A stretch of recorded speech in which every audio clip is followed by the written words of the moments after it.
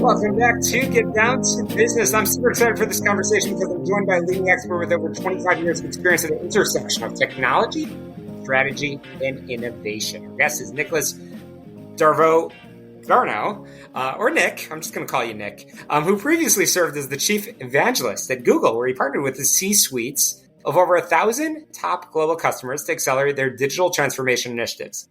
With a background that includes being part of the founding team of MSN.com at Microsoft, co-founding 4 successful internet companies, and working as a management consultant at McKinsey, Nick is a true veteran of the digital economy. He's the author of the forthcoming book, Be a Sequoia, Not a Bonsai, the 7 growth secrets of the world's most successful companies. And today, Nick is here to reveal how the top 5% of companies think and act differently and how to apply these secrets to drive your own growth. Welcome, Nick. Hey, thanks for having me. And you pronounced my last name perfectly. Thank you. I've got to work on my own confidence. I got to work on that, but that's I'll work on that offline. How about that? Your new book is titled "Be a Sequoia, Not a Bonsai." Can you explain that central metaphor and what the sequoia represents in terms of strategic business growth? Yeah, sequoias are the largest living things on Earth, right? And one thing that people don't really know about them is that they're the tallest trees in the world, and they live the longest, but they actually grow faster as they get older, because they get more light, from the rest of the canopy. And so, this happens in business as well. Like companies take off, start to grow and become more and more profitable. And many of them just really continue accelerating and leave the competitors in the dust. And so what are these companies doing that's completely different than an average company?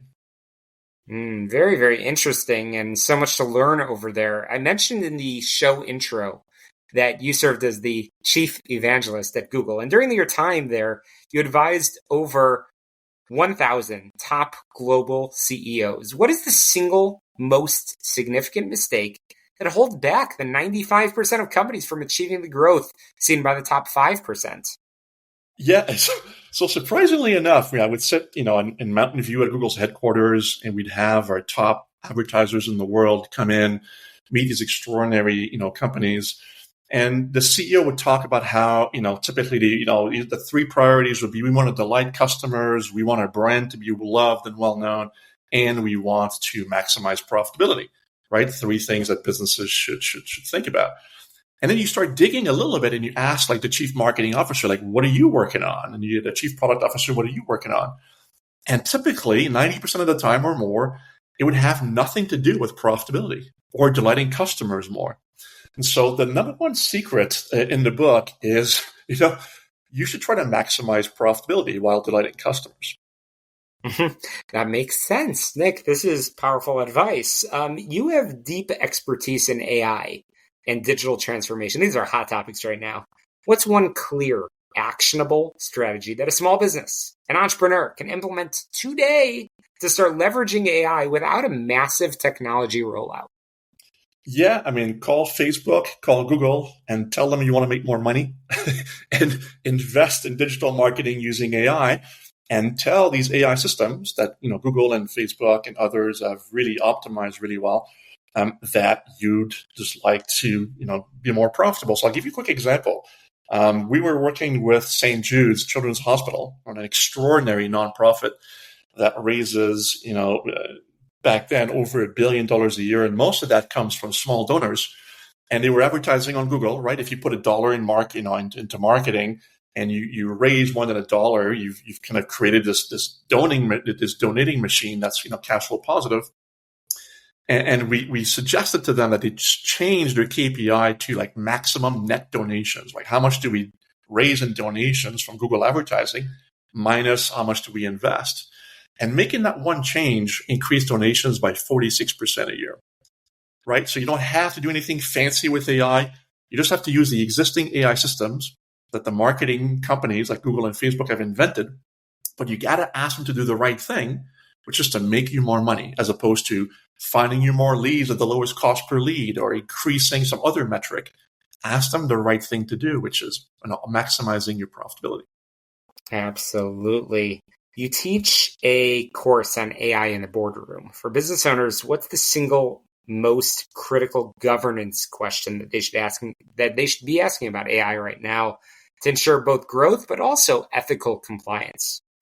Yeah, I mean, there's two sides of governance, exactly as you suggest. One is making sure no bad things happen, but also making sure that you're on the front foot and then you're moving forward. So the best advice I can give a small company is make sure you write some policies and you have some governance steps in terms of anything that touches anything that's high risk, right?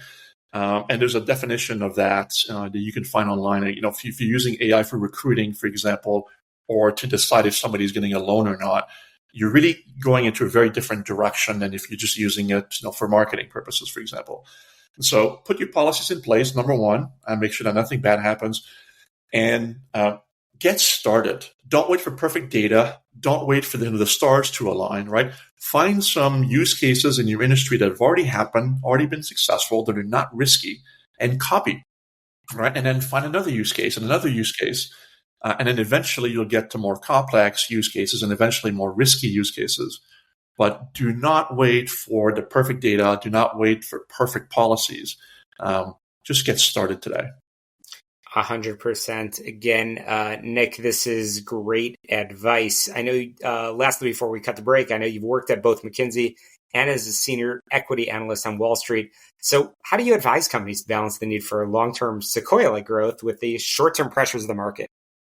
There's a whole chapter in my book about this. The good news is you don't have to. It's a myth, right, that if you optimize long-term profits, you will sacrifice short-term profits. You can do both if you're clever about it, and you can use AI to help you do that. And you can work with Google and Facebook and others to leverage their latest marketing tools to help you acquire the best customers while also maximizing your short-term profits. The book features over 300 practical case studies. What's the most surprising insight you uncovered about how successful companies manage failure or setbacks?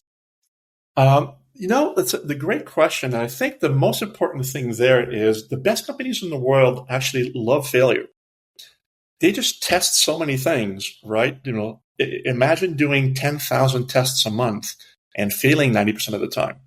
Then failure isn't as painful, right? So the best companies in the world that I've interviewed have these centralized growth teams that are multidisciplinary, that are tasked with improving one core metric that is really, really a high leverage metric. And they try tons and tons of stuff and fail most of the time. But that metric keeps growing and growing, and they have massive impact on the business. So the best way to manage failure is to fail a lot and not worry about it, because you also have a lot of successes. Powerful. Nick, you're an active investor in over 20 technology startups. When evaluating a new company, what's one characteristic or growth secret that signals a founder has the potential to build a Sequoia, not a bonsai? Yeah, I think obviously the team, right, is number one to people. But after that, I think this concept of really understanding the value of customers, right? Not thinking of the customer as an average, right? But understanding that 20% of customers in almost every industry drive 80 to 90% of the value. And starting right from the beginning with that mindset and really developing a whole company to attract these types of customers. How do you acquire these customers?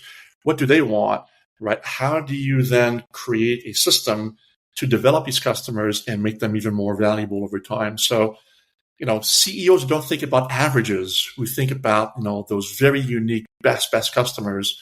To me, have a very different mindset and develop very different teams, very different products, very different strategies. Very few companies do this, right? Most companies have as their KPI how many customers we acquire today at what cost. But that's not really relevant. How do you think about attracting those top 20% customers? And finally, what's the biggest difference that you observe between the mindset of a leader who's resistant to change and one who's actively accelerating their digital transformation? Yeah, open-mindedness, right?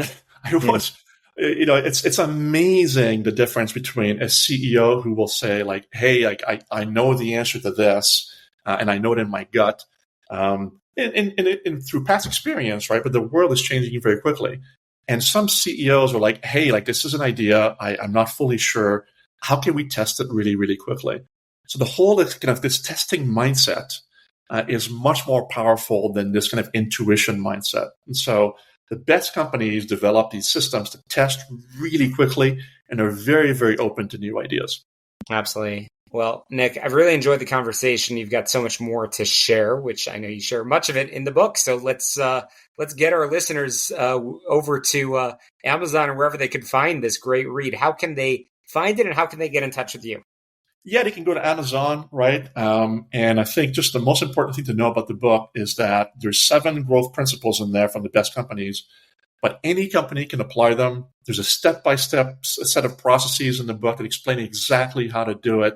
And if people are interested in learning more, please reach out to me on LinkedIn. I answer every single LinkedIn request and delighted to help companies go through these steps one by one. Awesome. Fantastic. Thank you so much for joining us. Very timely information as we set those New Year's resolutions for a successful 2026. And that's a wrap for us this week on Get Down to Business, the show all about small business, jobs, and entrepreneurship. As always, you get on my website, syklein.com. That's where we have the past 12 plus years of shows, some great conversations. And as always, get on your favorite podcast app. Just search for Get Down to Business.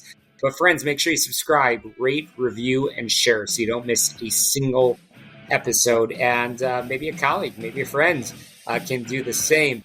To success, let's get down to business. I wish you a fantastically successful week ahead. We'll see you next week.